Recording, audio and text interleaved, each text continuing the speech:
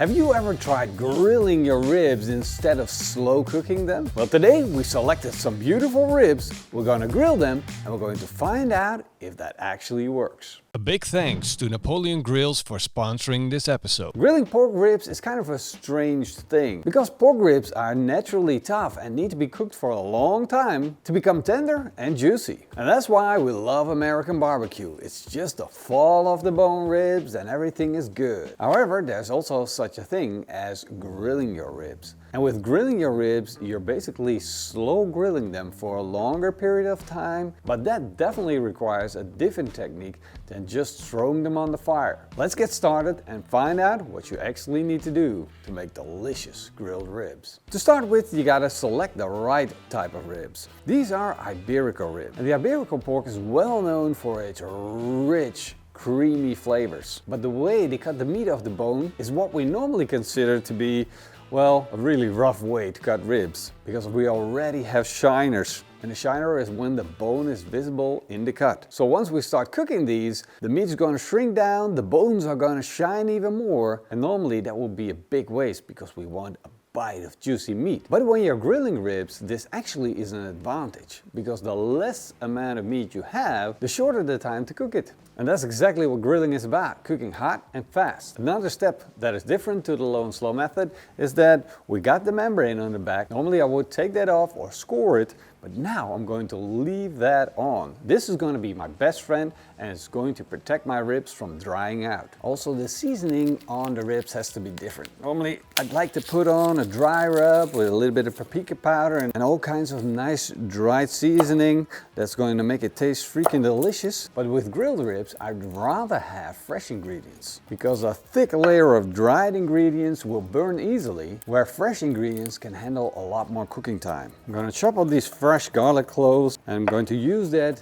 to make what I call a wet rub. It's basically a dry rub, but then with wet seasoning. So not only do I want to have some fresh garlic, I would also like to have some fresh parsley and chop it real fine. I'm going to mix this all up, the garlic and the parsley, put it together with the Texas barbecue seasoning of PITMASTERX. I'm going to add about 5 tablespoons of this, mix it up. I'm going to pinch it a little bit to break down the parsley leaves. You see that the texture is changing a little bit, the moisture is coming out. Time to take out the ribs, and they're not going to need that much, because if you put too much on, it might just burn. So just a little bit of this will do the job. And then I'm going to stack this up. Wrap it in aluminum foil. Oh no, you're not going there.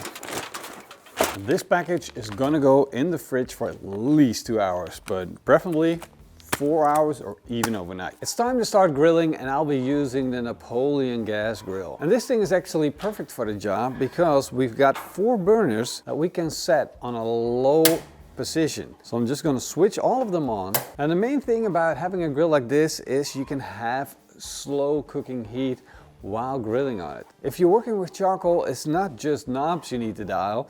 You need to tune in with how much charcoal you're using and how much airflow you have. And here I can just touch my dials, and that's very convenient when grilling ribs. Let's get them on, and I'm going to put these on the barbecue with the membrane side pointing towards the heat. If you've been cooking on a gas grill for a while, you know that it has hot spots and colder areas. And if you didn't know that, then you might want to do the sandwich test. You're just gonna put a bunch of sandwiches all over the grill grate, fire it up, and then let them burn in. And then you get a whole heat map of your grill. Now, this is essential information, because I need to know that, for instance, in the back it's gonna be a little hotter. So I need to rotate this and I need to rotate that. This is going to be a little hotter. So I'm just going to close the lid, but I'm going to stay close. I'm going to listen for that sizzle. And then every now and then I'm going to twist them around, switch out the positions of the ribs so that they cook as even as possible. We're about 15 minutes into the cook, and I can really hear that sizzle coming. Listen to this. That's what I'm hearing. And that means I need to check to see how these ribs are doing. I can see a little bit of a fat rendering down, You see that the meat is pulling away from the bone, and see how that happens so much faster than with a low and slow cooking. So this is going a lot faster. As you can see, this was sitting like this, but over here it's not been caramelizing as much as here on the edges. So I'm just going to rotate that around, and I'm going to check all of them to see how they're doing. Flip them around. Going nice and slow, happening much yet. So I'm just going to repeat this process, keep on checking the ribs, making sure that they cook very evenly and very slowly. Let time do its thing. And after 15 more minutes, you see that the grill is heating up. We see a lot of smoke coming off. That is from the fat dripping down onto the flavorizer bars. Then you also see it picking up heat. So that is the moment that you got to be watchful for, because you want to check the bottom and see if it caramelizes or not. I can actually see moisture bubbling up underneath that membrane that has been protecting the meat all this time. Now what I want to make sure is that it doesn't burn or burst, because if it does, then we're going to have a lot of grease in this grill, especially with the ribs that I've chosen. These are Iberico ribs and they have a lot of fat in them. That means they will be juicy in the end, but for now they're going to be, well, basically a liability on my grill. So this one is getting a little browner and I don't want it to caramelize any further. So I'm going to flip it around and you see the bones already popping. Doesn't mean it's cooked though, and doesn't mean it's tender. Same here. I'm going to flip that around as well, and then later on we'll exchange this with other ribs. And this is what I mean with keeping your eye on it. Even though you're grilling ribs, you got to stay close, you got to pay attention to them. And currently we're running at a temperature of around 150 degrees Celsius. Because on the lid it's going to be higher, it could go up to even 200 degrees Celsius. Little thunderstorm in the background, but that's okay. This is 1 hour of grilling. We got a nice pull away from the bone. Everything is starting to caramelize. We got color on this. This is starting to look really good. Except we got one problem. At 1 hour and 15 minutes, this is not properly cooked yet. It might be cooked up to temperature where it's food safe and you can eat it, but it's not nice and tender. Therefore, I'm going to raise it up now. I'm going to put it to a high position on the grill, and I'm just going to let the grill keep on running while the ribs sit at an elevated position.